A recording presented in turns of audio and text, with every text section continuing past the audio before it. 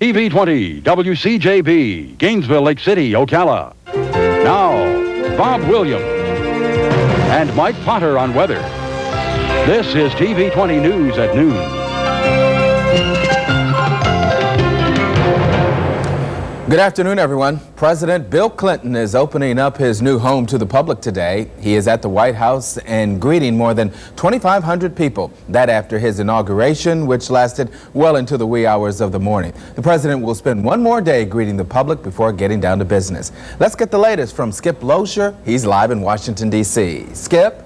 It's his first full day as president, but Mr. Clinton is spending most of it the way he did on the campaign, shaking hands. A university spokesperson countered by saying the city, charity funds, or government funds are used for the small number of abortions that take place there. They are not used there. A women's center in Melbourne feels the fury of anti-abortionists following yesterday's presidential decision. About 250 pro-life demonstrators, mostly from the group Operation Rescue, picketed the Aware Women's Center in Melbourne. 50 pro-choice demonstrators were also on hand. Police say the protest was peaceful and no arrests were made.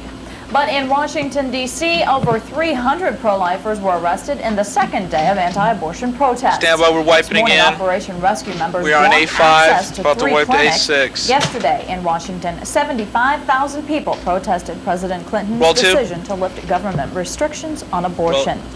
Pro-choicers are also sounding off in Washington. 6 men, calling themselves Church Ladies for Choice, cheered on police as authorities carried away demonstrators blocking a Planned Parenthood clinic. Along with the cheering, they sang pro-choice, pro-gay, and pro-sex songs. Meanwhile, President Clinton is spending his first weekend as president in the White House. Aides say his agenda includes finding a replacement for Zoe Baird, gathered to save them as proof. Some of the monkeys have herpes, and because of the theoretical danger to visitors, the monkeys were in danger of being killed by the state. The bill would ensure the monkeys could remain on state land and would restrict efforts to manage the population. Well, it's been a day of on again, off again, sunshine and rain. It certainly has, and if you're trying to make plans for the weekend with some friends, James has our forecast next.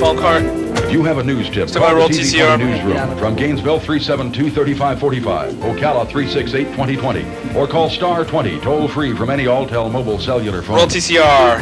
Bring it down, check it.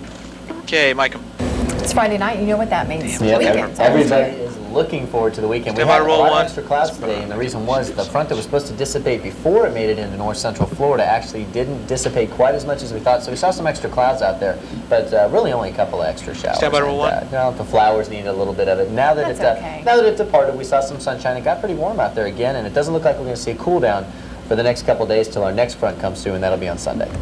But then we'll start getting back to cooler temperatures. So you can look forward to some cooler temperatures later on, but for now, the warm temperatures continue. For tomorrow, we're going to see sunshine out there, and I tell you what, it's going to be so warm, some people just might be tempted to jump into that old water fountain right there. But let's look at it for today. Our almanac, 75 degrees, very warm out there once again, and our lows will be in the upper 40s. Let's check out the next 5 days on the extended forecast. As you can see, nice tomorrow with partly sunny skies, then some clouds and some showers on Sunday, Monday, Tuesday, and Wednesday. Let's check out the weather school question for today. True or false, given the same size container, zoom out a little bit on one. Is heavier because there are more atoms in the container.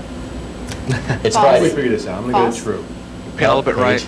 Should have gone with John. It was actually true, and that's another reason. That's a good indication as to why, like when you have really bad cold fronts and have very cold air behind it. So it is way true. Let's hope we don't have any thunderstorms for a couple of days. Not for at least a few days. All right, thanks, James. Stand by, roll 2. A winning star shares her talents with some local middle school students. And in sports, the Gator gymnasts are back in action tonight at the roll TCR. Center. John Quinnell will have a preview when we come back. Roll TCR. Bring it down, track it. A former Gator All-Star was a little busy taking care of things now in the pro ranks. Emmitt Smith leading the Cowboys into their NFC divisional game with the Philadelphia Eagles at Texas Stadium. These two don't like each other too much, but I need a short cue on one. Hauls in the 6-yard strike from Aikman, 14-3 Dallas. And you're going to track one, okay? It's a bite. Eagles. Emmitt Smith here, a 23-yard trap play. I mean, you might as well. You can have it up. The end zone, 24-3.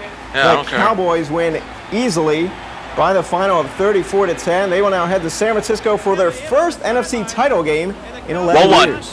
I think our team did a great job of going out playing. We were definitely intense. We went out there with the ideal and goal in our mind that we were going to control the game, and we did. Mike 'em. They sure did, dominating the Eagles. The defense there is supposed to be, look at this, the San Diego go out and just play hard. You know, we realize we're not a very dominant team.